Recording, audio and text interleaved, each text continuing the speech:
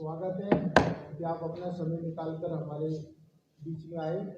हमारे सांसद मनोज तिवारी जी जो हमारे विशेष आग्रह पर हमारे बीच में आए और आपको बता दूं कि मनोज तिवारी जी का हमारी रामलीला के ऊपर मैं अब ये गलत कह रहा हूँ कि हमारी भी अपनी इनकी भी हो गई है, क्योंकि कई सालों से इस रामलीला में अपना समय निकाल रहे हैं और हमारे को टाइम दे रहे हैं और इनकी वजह से हमारी ख्याति होती है कि मनोज तिवारी जी जैसे सांसद इस लव कुश रामलीला कमेटी के अंदर पाठ करते हैं। इससे हमारा मान सम्मान बढ़ता है, हमारी रामलीला की ख्याति बढ़ती है। इस बात के लिए इनका ताली बजा के स्वागत करिए और इनका धन्यवाद करिए और मैं इनसे प्रार्थना करता हूँ कि अपना आशीर्वाद हमारी रामलीला के ऊपर इसी प्रकार हमारे ऊपर रखे। हमारे बीच में हमारे लक्ष्मण का पाठ जो अदा करेंगे इस साल, आज हमारे विशेष आग्रह के ऊपर बॉम्बे से सुबह ही दिल्ली पहुंचे हैं अरुण मंडेला जी मुंडोला हमारे बीच में आए हैं। इनका भी मैं स्वागत करता हूं और इनका भी धन्यवाद करता हूं कि अपना समय निकालकर हमारे बीच में आए हैं। टीवी पर भी लक्ष्मण करोल किए और टीवी पे इनके 2 सीरियल अब भी 2 सीरियल के अंदर लक्ष्मण जी का ऑलरेडी रोल किया है। इसके लिए भी मैं इनका धन्यवाद करता हूं। हमारे बीच में हमारे रामलीला के चेयरमैन श्री पवन गुप्ता जी, प्रेसिडेंट हमारे अर्जुन गुप्ता जी, सत्यभूषण सिंगल जी, सभी हमारे पदाधिकारी आपकी सेवा में हाजिर हैं और आपसे प्रार्थना है कि हमारी रामलीला की इसी तरीके से आप लोग पब्लिसिटी करें। आप लोगों की वजह से पब्लिक जानती है कि कौन सी रामलीला किस तरीके की चल रही है, तो इसी तरीके से आप हमारा मान सम्मान और सब चीजें बढ़ाइए। धन्यवाद। अर्जुन जी को मैं अरुण मंडोला जी से रिक्वेस्ट करूंगा कि कुछ अपने बारे में बताएं। अरुण मंडोला जी।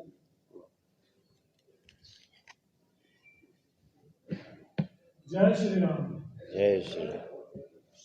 सबसे पहले तो मैं धन्यवाद करना चाहूँगा अर्जुन कुमार जी का, जिन्होंने मुझे एक बार फिर लव कुश रामलीला में लक्ष्मण की भूमिका निभाने का अवसर प्रदान किया। इसके साथ ही मैं समस्त लव कुश रामलीला कमेटी का धन्यवाद करूँगा कि उन्होंने ये विश्वास दिखाया था। इससे पहले मैं 2 बार लक्ष्मण का किरदार निभा चुका हूँ। 2016 में सोनी टीवी के शो संकट मोचन महाबली हनुमान में मैंने लक्ष्मण निभाया। उसके बाद 2020 में विघ्नहर्ता गणेश में भी मैंने लक्ष्मण की भूमिका निभाई। भगवान राम के आशीर्वाद से मुझे लक्ष्मण के रूप में अयोध्या में भी जाने का सौभाग्य प्राप्त हुआ।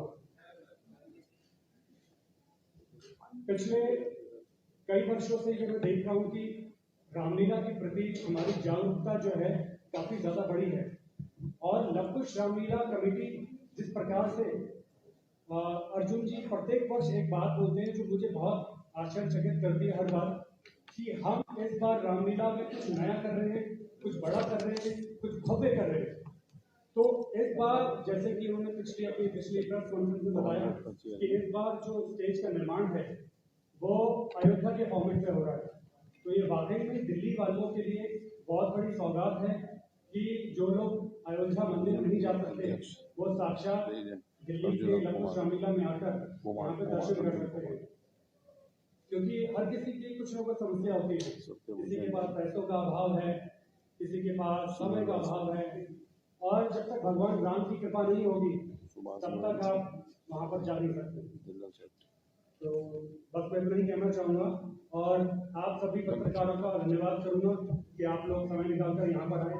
ज़्यादा से ज़्यादा समय निकालकर आप हमारी लव कुश रामलीला का प्रचार प्रसार कीजिए। और अंत में मैं यही कहूँगा, लव कुश रामलीला कमेटी को एक बार धन्यवाद और दूंगा कि उन्होंने अपना मुझे एक अवसर दिया कि मैं यहाँ पर आकर लक्ष्मण का किरदार निभा सकूँ। धन्यवाद।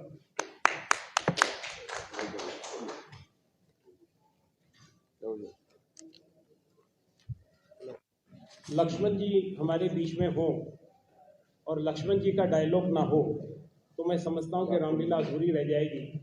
मैं अनुरोध करूँगा अरुण मंडोला जी से, जो इस बार लक्ष्मण का किरदार निभा रहे हैं, कि कम से कम यहाँ प्रेस वार्ता के अंदर एक डायलॉग लक्ष्मण जी का यहाँ पर जरूर सुनाए। सच्चे योद्धा सच्चे क्षत्रिय अपमान नहीं सह सकते हैं, जिनको सुनने का ताव नहीं वो चुप कैसे रह सकते हैं। रघुवंश राम जी के होते अनुचित वाणी है कह डाली, ये शब्द हृदय में चुभते हैं, धरती पृथ्वी से है खाली। धन्यवाद। मैं अपने चेयरमैन पवन जी से अनुरोध करूँगा, भाई सत्यभूषण जी जो हमारे सीनियर वाइस प्रेसिडेंट हैं। सत्यभूषण जैन, मैं मनोज तिवारी जी को बहुत बहुत दिल से धन्यवाद करता हूँ। हमारी एक रिक्वेस्ट पे मैं और अर्जुन जी मिले तो इन्होंने रोल के लिए हाँ भरी, और ये वैसे हमारे पे तो इनकी पूरी कृपा है जी, और मैं इनका बहुत बहुत धन्यवाद करता हूँ। मतलब इनके पास समय नहीं है जी, बहुत दिक्कत है क्योंकि पब्लिक इनको छोड़ती नहीं, तो मैं इनका भाई साहब बहुत दिल से धन्यवाद करता हूँ मनोज जी आपका, और आप हमारी रामलीला की शोभा बढ़ाओगे और हर साल बढ़ाते हैं, उसके लिए बहुत बहुत धन्यवाद। बंधुओं, जय श्री राम। हमारे लिए बहुत ही सौभाग्य की बात है कि हम हर वर्ष दिल्ली को राममय बनाते हैं, और लव कुश रामलीला कमेटी लाल किला मैदान से प्रभु राम की लीलाओं का दिल्ली वासी नहीं बल्कि पूरी दुनिया से लोग जो लाल किला देखने आते हैं वो भी प्रभु राम की लीला का वहाँ पर अवलोकन करते हैं। विशेष रूप से जो दूसरे देशों से लोग आते हैं वे भी लव कुश रामलीला कमेटी के अंदर रामलीला का अवलोकन करते हैं। और सिर्फ ऐसा ही नहीं कि हिंदू सिर्फ रामलीला को देखते हैं, हमारे सामने बहुल्य मुस्लिम क्षेत्र है, हमारे मुसलमान भाई और बहनें भी वहाँ पर रामलीला देखने के लिए आती हैं। और इस बार बहुत अच्छी बात है कि हमने रामलला के मंदिर के अंदर राम की लीला हम करने जा रहे हैं। हमारे देश के प्रधानमंत्री परम आदरणीय मोदी जी ने इस देश के भारत के लोगों का नहीं बल्कि पूरी दुनिया के लोगों का एक सपना पूरा किया कि अयोध्या के अंदर प्रभु राम के मंदिर जो कि 500 वर्ष से हम जिसका इंतजार कर रहे थे, आज वो हमें देखने को मिला। और उसी का एक स्वरूप, एक मॉडल हम लव कुश रामलीला कमेटी के लीला स्थल के भव्य मंच के ऊपर हम इस बार बनाने जा रहे हैं। और जैसे ही रामलला के मंदिर के अंदर राम की लीला होगी, ये हमारे लिए बहुत ही सौभाग्य की बात है।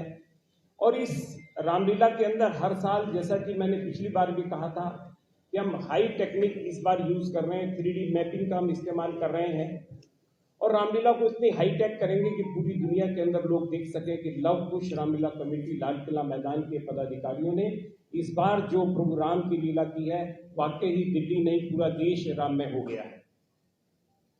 आज हमारे लिए सौभाग्य की बात है, हमारे अनुरोध पर भाई अरुण मंडोला जी मुंबई से हमारे अनुरोध पर यहाँ पर पधारे और इस बार लक्ष्मण का किरदार निभा रहे हैं। हमारे परम आदरणीय सांसद श्री मनोज तिवारी जी भारतीय जनता पार्टी के वरिष्ठ नेता भी हैं, आप सिने कलाकार भी हैं, सिंगर भी हैं और राम कथा के मर्मज्ञ भी हैं। क्योंकि मुझे अभी इनसे मिलने का मौका मिला और उन्होंने रामचरितमानस पर बहुत कुछ हमें बताया, जिन चीज़ों की आम जनता को जानकारी नहीं है उस विषय के अंदर भी इन्होंने शोध किया हुआ है और बहुत सारी जानकारियां इन्होंने उपलब्ध कराई। और केवट का इस बार ये जो प्रसंग है, ये केवट का प्रसंग तो एक रामायण के अंदर एक ऐसा प्रसंग है कि जो दिल को चाहते हैं तो उस वक्त केवट भी उन्हें मना कर देता है कि मैं आपको ये गंगा पार नहीं करा सकता। और जब मैं आपको गंगा पार नहीं करा सकता तो प्रभु उनसे कहते हैं कि भाई आप ये गंगा पार क्यों नहीं करा सकते। तो उन्होंने कहा कि प्रभु आपने तो बहुत ही सुंदर बात कही गई है। उस वक्त केवट ने कहा कि भाई आप और हम दोनों केवट हैं, दोनों ही मजदूरी कर रहे हैं। आपने मुझे प्रभु को, मैंने आपको गंगा पार कराया और प्रभु जब मेरा वक्त आए मैं आपके द्वार पे आऊं तो आप मुझे गंगा पार करा देना, मुझे इस संसार से गंगा पार करा देना। तो इतना सुंदर ये प्रसंग है और भाई मनोज तिवारी जी इस प्रसंग को इतना सुंदर करते हैं, क्योंकि मैंने खुद रामलीला के अंदर एक एक क्षण बैठ के इनको देखा है कि बहुत ही सुंदर तरीके से इन्होंने रामलीला के अंदर केवट के उस प्रसंग को भी करते हैं, बहुत ही सुंदर गीत भी गाते हैं। इतना सुंदर गीत गाया है कि जिसका मैं समझता हूँ कि दूसरा कोई सानी हिंदुस्तान के अंदर नहीं है कि इतना सुंदर गीत गा सके। इतना बढ़िया इन्होंने उसके अंदर रोल अदा किया है। इस बार चाहे वो कृष्ण कहो या राम, जग में सुंदर है दो नाम।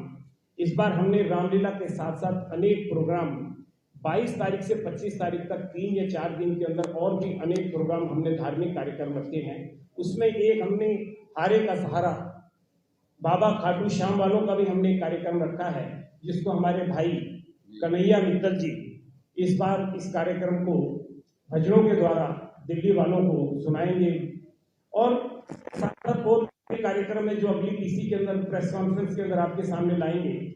मैं चाहूंगा कि इस अवसर पर हमारे बड़े भाई, हमारे लोकप्रिय सांसद परम आदरणीय श्री मनोज तिवारी जी से मैं प्रार्थना करूंगा करेंगे। श्री मनोज तिवारी। बहुत बहुत धन्यवाद भाई अर्जुन कुमार जी, जो अध्यक्ष हैं लौह कुश रामलीला समिति के, और इस समिति के लौह कुश रामलीला समिति के चेयरमैन हैं Pawan Gupta ji, Satyabhushan Jain ji senior vice president और जनरल सेक्रेटरी सुभाष गोयल जी, और आज इस प्रेस कॉन्फ्रेंस में जो लक्ष्मण की भूमिका करेंगे, और वो बहुत टीवी सीरियल में लक्ष्मण की भूमिका को बखूबी निर्वाह कर भी चुके हैं। तो एक प्रकार से आप देखें कि टीवी की दुनिया में रामलीला, राम के साथ लक्ष्मण का रोल करने वाले लौह कुश रामलीला में भी, और ऐसी कई रामलीलाओं में कई कलाकार अपनी सेवाएं दे रहे हैं। मैं अरुण मंडोला जी को विशेष रूप से धन्यवाद देता हूं। मैं थैंक्स करता हूं प्रवेश को, जो इस पूरे रामलीला के डायरेक्टर है। और इधर आके नमस्ते कर लो, इधर आइए। ये डायरेक्टर है और मैं इनका परिचय आप सबसे इसलिए करा रहा हूं कि आज मैं एक विशेष प्रश्न उठाऊंगा, जिसका आप सब अपने विवेक से अनुमोदन करना न करना आपकी बात है। बैठिए प्रवेश। पूरे देश में रामलीलाओं का जो चलन है, उसकी गंभीरता क्या है? हो सकता है कि सभी लोग उसकी गंभीरता पे नहीं विचार करते हों, क्योंकि रामलीला करने वालों को थोड़ा सा हेय दृष्टि से भी देखा जाता है। ये हमारे देश में ऐसा एक गलत भाव चला है। मेरे लिए जैसे आप उपवास करते हैं नवरात्रि में 9 दिन, वैसे ही एक उपवास होता है उस चरित्र के लिए जो रामलीला में 10 दिन तक अपने रोल को निभाता है, या एक दिन के लिए करता है तो उस दिन के लिए, क्योंकि सभी मनुष्य हैं ना। अभी अरुण एक एक्टर हैं, गूगल्स में हैं, सुंदर पर्सनालिटी है, लेकिन जैसे ही ये रामलीला में अपने रोल में आएंगे उस समय वो लक्ष्मण ही रहेंगे। उतने समय तक उपवास चलता। उपवास किस चीज से? ऐसे तो आजकल डिजिटल उपवास का भी चलन हो गया है। हम रोज सोशल मीडिया पे रहते हैं, तो जरा एक दिन जरा सा उसके बिना रह सकते हैं क्या? तो वैसे ही हमारे कलाकार जो रामलीला में होते हैं, वो सांस्कृतिक रूप से उस भाव में अपने जीवन से उपवास पे चले जाते हैं। उस समय वो नहीं है जो रोज है, और इसका पालन करना भी चाहिए। जो ऐसा पालन नहीं किया, कई बार ऐसा हम दृश्य देखते हैं, कोई रोल कर रहा है और बगल में जाके उसकी कुछ आदत है धूम्रपान की, वो करता हुआ पकड़ा गया, और वो एक फोटो जो है पूरे देश में उस चरित्र को भी और रामलीला को भी, या वो जो भी हो रहा है उसको दागदार कर देती है। तो मैं आज की पीसी में देश भर के जो लोग रामलीला में भाग लेते हैं उनको बोलना चाहता हूं, जिस दिन से आपका रोल शुरू होगा, जितने दिन तक होगा, आप उस चरित्र की मर्यादा का पालन जरूर करें। बहुत अच्छी बात। हम दूसरे विषय पे आते हैं कि अभी कहा हमारे अर्जुन भैया ने कि ये सांसद होते हुए भी रामलीला करते हैं। ये लाइन सही नहीं है। मैं सांसद होते हुए रामलीला में जाता हूं ऐसा नहीं है, बल्कि मैं रामलीला में जाता था इसलिए सांसद बन गया हूं, ये हमारा सत्य है। हम तो रामलीला में तब से जाते थे जब हम 11 साल के थे।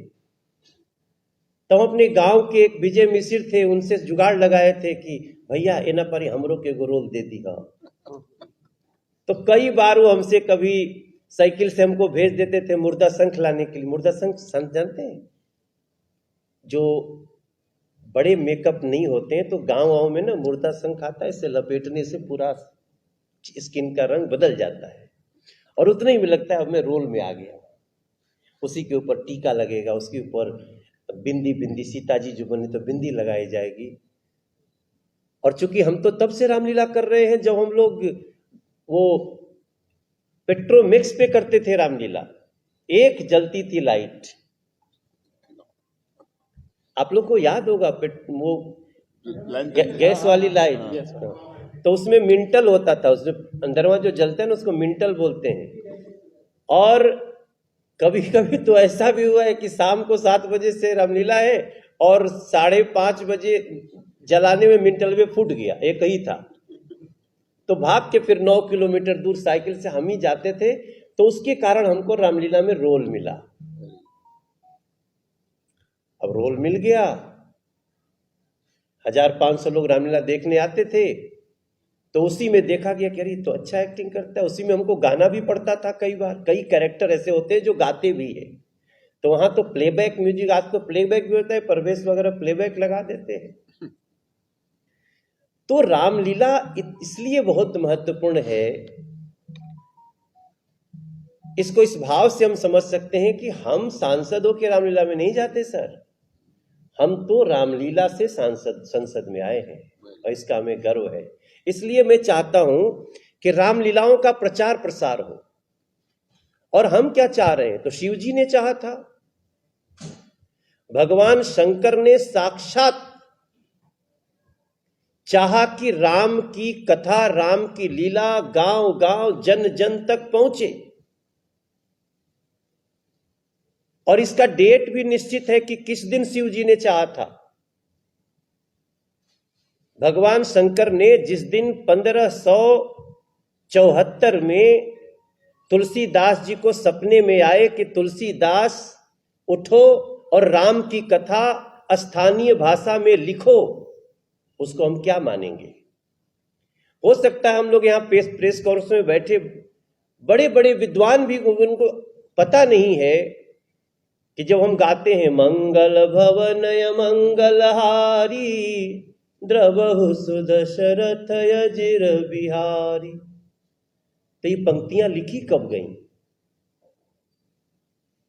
प्रविशि नगर की जय सब काजा, हृदय राखी कौशलपुर राजा।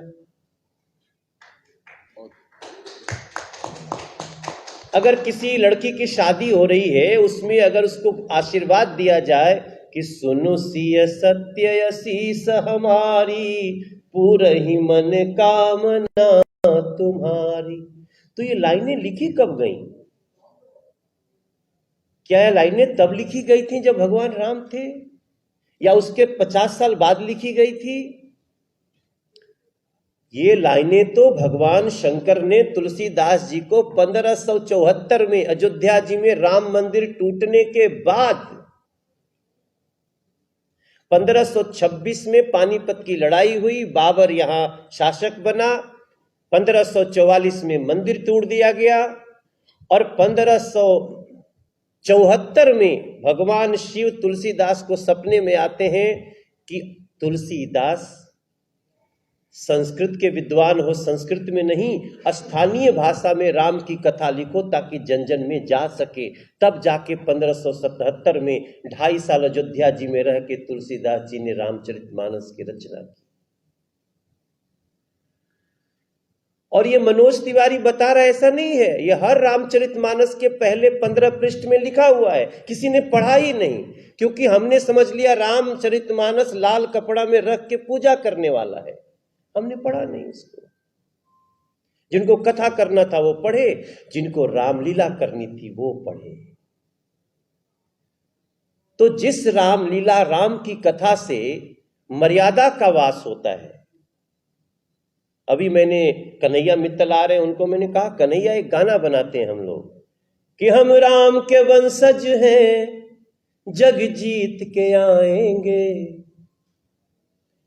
हम राम के वंशज हैं, जग जीत के आएंगे। मर्यादा में रहना दुनिया को सिखाएंगे। हमारे राम तो मर्यादा पुरुषोत्तम है। दुनिया के किसी धर्म को राम के चरित्र से, राम की कहानियों से कुछ भी वितरेक हो ही नहीं सकता है। कोई झगड़ा ही नहीं उनका। झगड़ा सिर्फ राजनीतिक दलों को था। इसलिए मैं चाहता हूं कि रामलीलाओं का जोर हो। लवकुश रामलीला तो बहुत बड़ी रामलीला समिति है। मैं जब पहले 2 साल वहां रोल किया तो मैं जाकर के प्रधानमंत्री जी को बताया कि सर, आप जहां जाते हैं, रावण को जहां प्रधानमंत्री जी लोग जाते हैं बाण मारने के लिए, वो ये थोड़ी था कि एक ही जगह बाण मारे थे। आपको तो घूम घूम के रावण को मारना चाहिए। फिर उसके बाद वो लवकुश रामलीला समिति में भी आए। वो दिन हमारे लिए भी बहुत गर्व का था। आप लोगों ने निवेदन किया, हम लोगों ने, हम सांसदों ने बात की, वो वहां आए, फिर वो द्वारका भी चले गए। अब कुछ लोग, एक विशेष बात और बताऊं कि कुछ लोगों ने रावण दहन के दिन तीर तो चलाया। रावण, कुंभकर्ण और तीसरा कौन, मेघनाथ, इन तीनों को मारने के लिए बाण चलाया, लेकिन घर आके राम के औचित्य पे ही प्रश्न उठा दिया उन लोगों ने कि राम थे ही नहीं, राम सेतु है ही नहीं, ये सब बकवास है, कल्पना है। और ये कौन लोग कहे जो वर्षों से रावण दहन करने के लिए तीर चला रहे थे। तो समझ में नहीं आता है कि जो तीर मार रहे थे वो सही था या जो बाद में कह रहे हैं वो सही है। इसलिए रामलीला होना बड़ा पुण्य का काम है। और लवकुश रामलीला समिति के आप सभी का बहुत अपना बड़ा बड़ा उद्योग होगा, लेकिन ये जो राम के प्रचार का आपने अभ्यास शुरू किया है, ये आपको जीवन में सफलता के साथ साथ सुफलता भी देगा। आपकी सफलता सुफल होती जाएगी, ऐसा मेरा विश्वास है।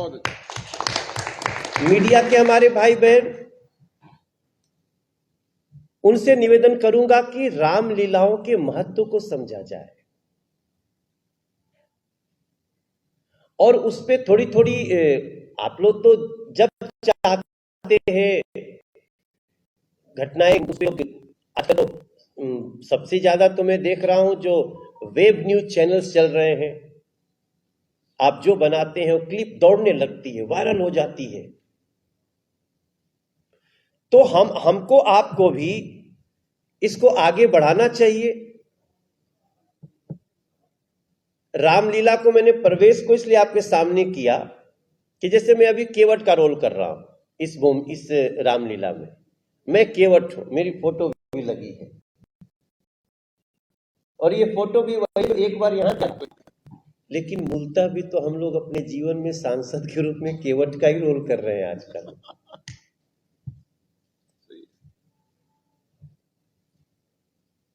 केवट बहुत ज्ञानी भी था, उसको पता था ये जो आए हैं ना आज नाव से पार होने, ही सामान्य नहीं है। लेकिन इनके नाव में जाने से दिक्कत नहीं, इनके पैर की धूली हमको आज चाहिए, पूरे परिवार को, पूरे हमारे राज को। निषाद राज थे वो, तो वो तो मैं कर रहा हूं।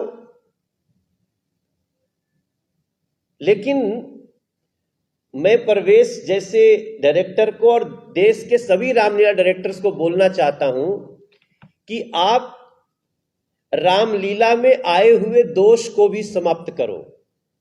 समय के साथ हम लोग सोचते हैं कि हम तो नाटक कर रहे हैं, लीला कर रहे हैं, चलो ये नहीं वो सही वो नहीं, कोई थोड़ा ज्यादा बोलेगा, अच्छा बोलेगा, अच्छी एक्टिंग करेगा, नहीं करेगा, कर देंगे। लेकिन हमारी रामलीला ने बहुत दोष भी, और कई सीरियल बनाने वाले लोगों ने भी दोषपूर्ण दिखा दिया है।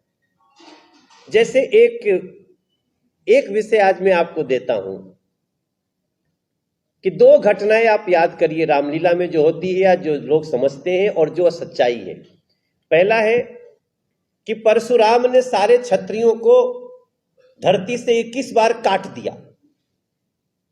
अब इसके चलते पता चलता क्षत्रिय और रावण भी आपस में कहीं कहीं भिड़े रहते हैं, जबकि सच्चाई क्या है कि जनक जी के घर में धनुष रखा हुआ है, धनुष को टूटने से परशुराम चिंतित हुए और जनक जी भी क्षत्रिय हैं। तो वो क्षत्रिय के घर में परशुराम जी ने कैसे धनुष को सुरक्षित रख के छोड़ दिया था जब वो सारे क्षत्रियों को मार देते थे। जब थोड़ी देर बाद विश्वामित्र जी कहते हैं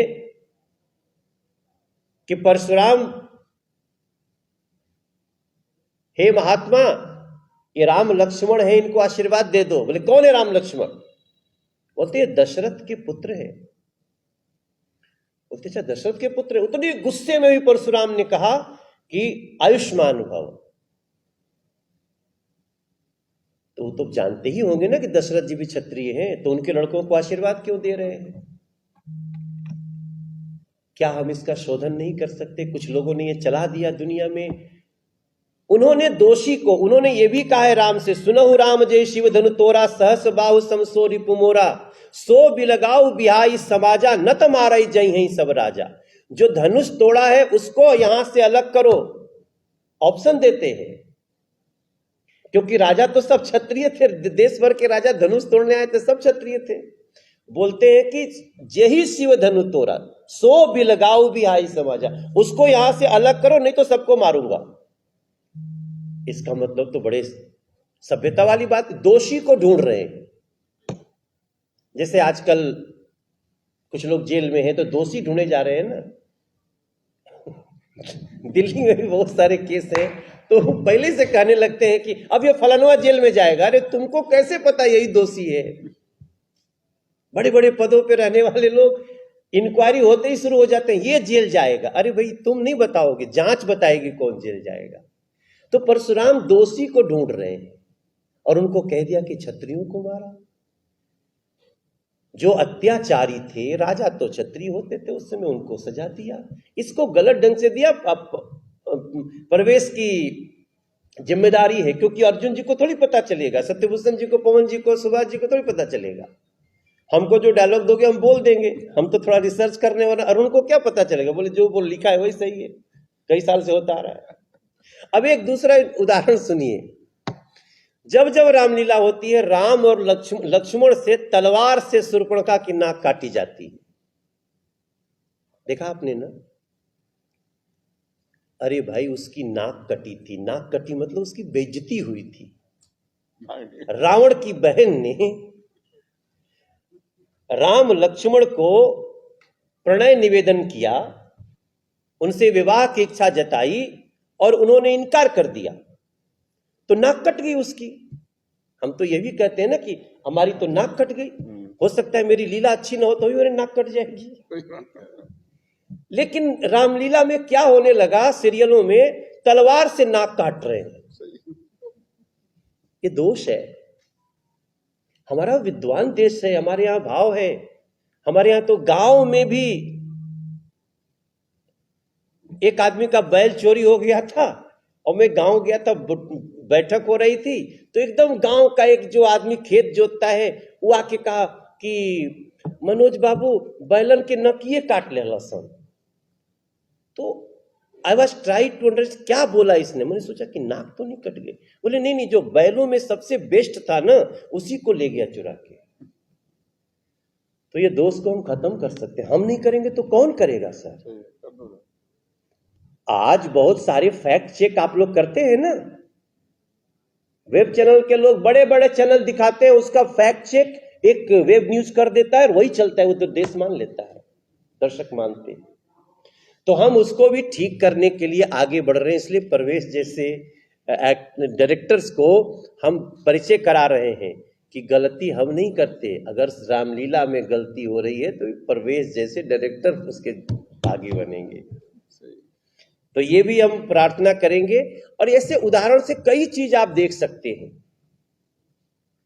अब कई लोग कहेंगे यहां तो लिखा है रामचरितमानस में, रामचरितमानस लिखी गई 1576 में, और छपी कब है? जब न तुलसीदास जी थे। गीता प्रेस बनी तो लगभग 200 साल बाद वो पुस्तक का पन्ना पन्ना ढूंढ करके रामचरितमानस छपती है। क्या इतने समय में कोई साजिश नहीं कर सकता था किसी पन्ने में?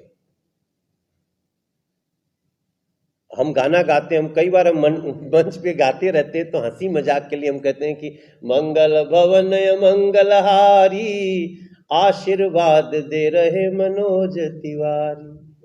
तो इसका मतलब थोड़ी दूसरा का लाइन में तुलसी बहू ने लिखा था। ऐसी साजिशें हुई है, और मैं चाहता हूं कि रामलीला समितियां ऐसा शोध करें, क्योंकि हमारे राम मर्यादा पुरुषोत्तम है, वो मर्यादा का हनन कर ही नहीं सकते। वो तलवार से किसी महिला के नाक काटने की क्या जरूरत हो सकती है? उसका शादी का निवेदन ठुकरा दिया, रावण की बहन का इतनी कम बेइज्जती है। आप सब हमारी रामलीला को अच्छे से प्रमोट करने में मदद करिए, और मैं अपने साथ साथ सबकी रामलीलाओं को, हम लोग चाहेंगे जितनी रामलीला हो। मैं अयोध्या जी की रामलीला में भी सम्मिलित हूं, लेकिन लौकुश रामलीला हमारे गांव के बाद की पहली रामलीला है, उसको मैं जीवन भर चाहता हूं कि वो आगे बढ़ती रहे। और इन्हीं शब्दों के साथ मैं अपनी वाणी को विराम दूंगा। कोई सवाल होगा तो स्वागत। Any question please.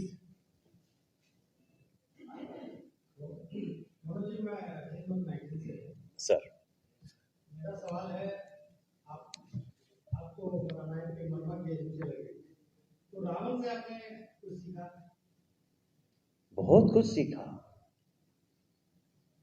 सबसे बड़ा तो यही सीखा कि रावण ने ज्ञानी होते हुए भी शास्त्र की उस पंक्ति को नहीं समझा कि मातृवत परदारेषु परद्रव्येषु लोष्टवत, दूसरे की स्त्रियों को माता की तरह समझो, मातृवत परदारेषु।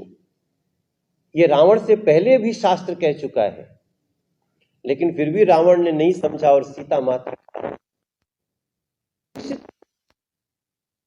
से रावण के पर नारी अपहरण से मैं समझता हूं कि सांसदों को जरूरी सीखना चाहिए, मंत्रियों को भी।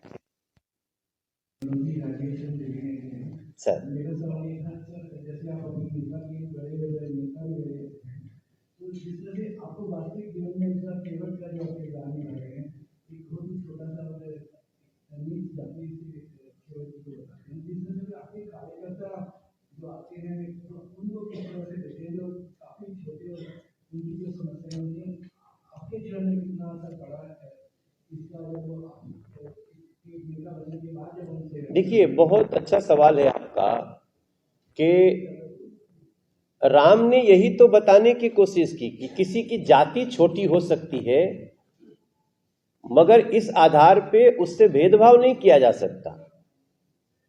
तो उन्होंने केवट को मित्र बना लिया। रामायण उन्होंने मित्र दो ही व्यक्ति,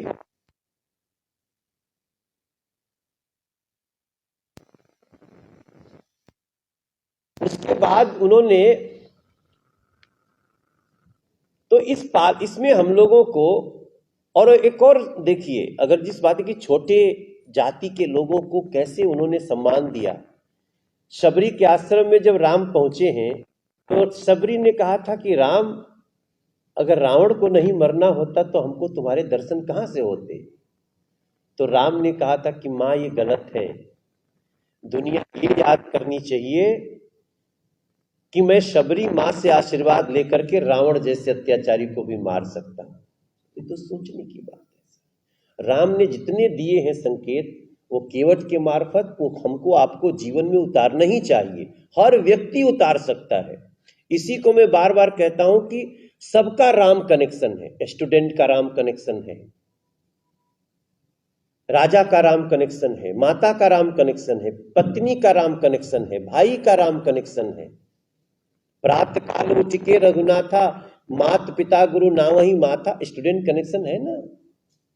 तो उसको हम लोग कितना उतार सकते हैं, मैं सच में अपने रोल से उतारने की कोशिश करता हूँ। मनोज जी, मैं राहुल जैन नमस्कार चैनल से। जी राहुल जी, मनोज जी, मेरा आपसे सवाल है, जैसा आपने बहुत ही अच्छी बात कही है कि सभी अपने अपने पर्सपेक्टिव से चीजों को दिखाते हैं, और जो कि मुझे लगता है कि धर्म के अगर अनुरूप देखा जाए तो ये चीज कहीं ना कहीं बहुत गलत जाती है आज की डेट में। जैसे हम काफी वो बॉडी बिल्डर दिखाते हैं या उस तरह के इमोशंस को क्रिएट नहीं कर पाते लोगों के बीच में, गलत मैसेज जाता है। जैसा कि आपने नाक रखने का बताया, ऐसे बहुत सारे और भी बहुत गलत गलत चीजें आज की डेट में देखने को मिलती है फिल्मों सीरियल के माध्यम से। क्या आपको लगता है इस पर एक कानूनी वो होनी चाहिए, संविधान बनना चाहिए इस पर? देखिए कई अंधविश्वास है जिस पे कानूनी नियंत्रण रखा गया है, लाया गया है। बाल विवाह प्रथा, ये सब अंधविश्वासी थे, कुरीतियां थी। तो मुझे लगता है हम लोगों ने बात करना शुरू किया है, और ये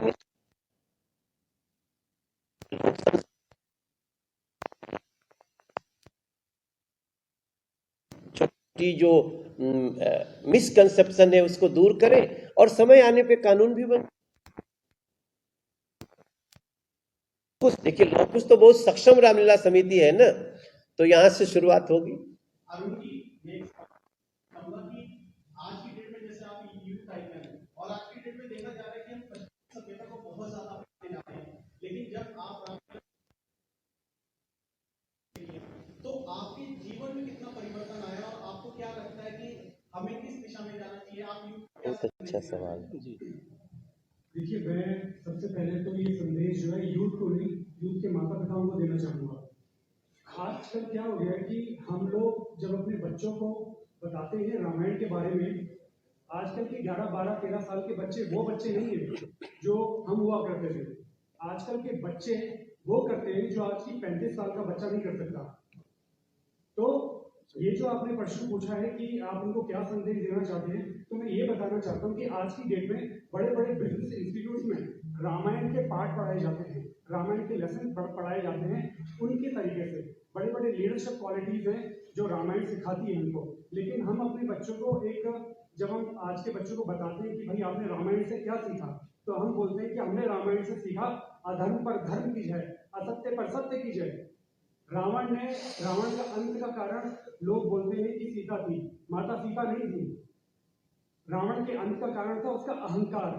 तो अगर हम अपने बच्चों को बिजनेस के हिसाब से बताएंगे या जो भी आपकी भाषा है उनको नए तरीके से समझाएंगे, तो उनकी क्यूरोसिटी और ज्यादा डेवलप होगी। Thank you.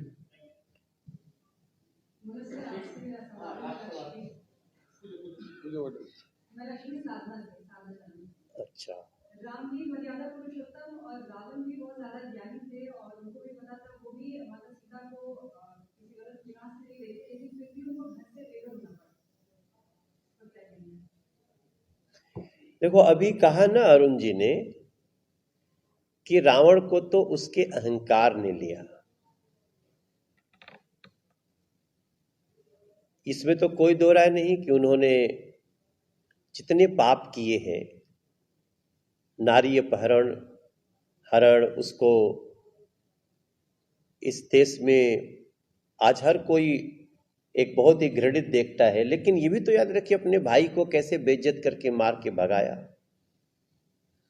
ये तो देखिए कितने लोगों का क्यों अधिकारों का उसने हनन कर लिया। तो रावण की तो कई कहानियां हैं।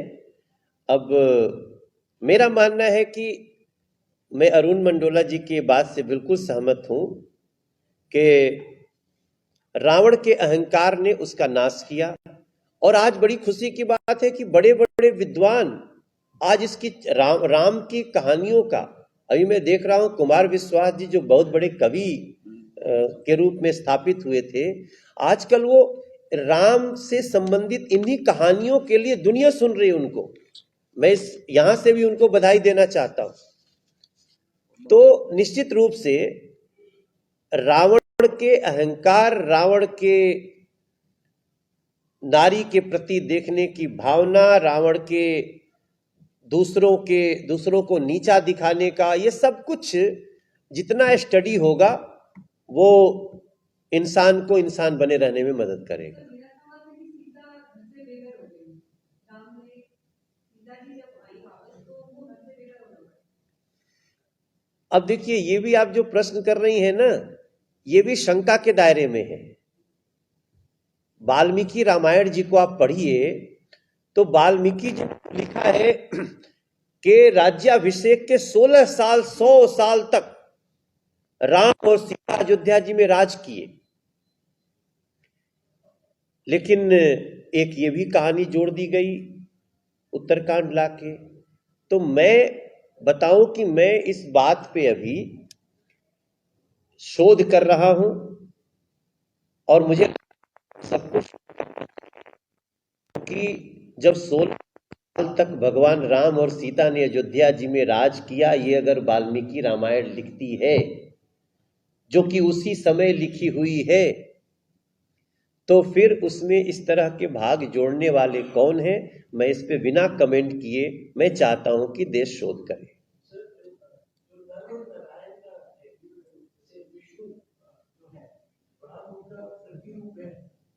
राम भगवान और लक्ष्मण, कहा जा रहा है कि जैसे लक्ष्मण किसी रूप में राज में थे, किसी में राम उनके वो रहते यंगर ब्रदर, तो उसमें क्या है sir? What is the actual?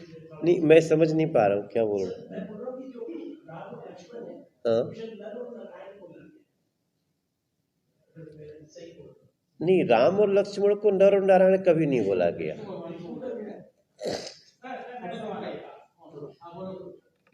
Ram को ही नर और नारायण बोला जाता है। राम नर भी हैं, नर तो है, मनुष्य रूप में आए, और नारायण है, तो नर और नारायण उन्हीं को बोला गया। कृष्ण को भी नर और नारायण बोला गया। जो भी भगवान के अवतार हुए हैं उसको नर नारायण बोला गया। जी,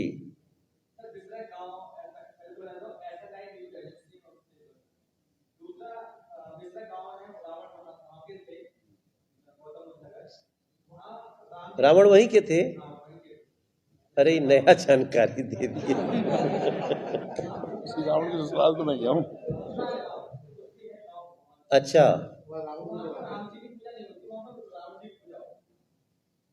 करवाओ, मतलब उसको राम की करवाओ। ये इसका मुझे जानकारी नहीं है। ये सब बहुत सारी किंवदंतियां हैं। धन्यवाद, बहुत बहुत धन्यवाद। और आप सबसे मेरा प्रार्थना है लव कुश रामलीला समिति में भी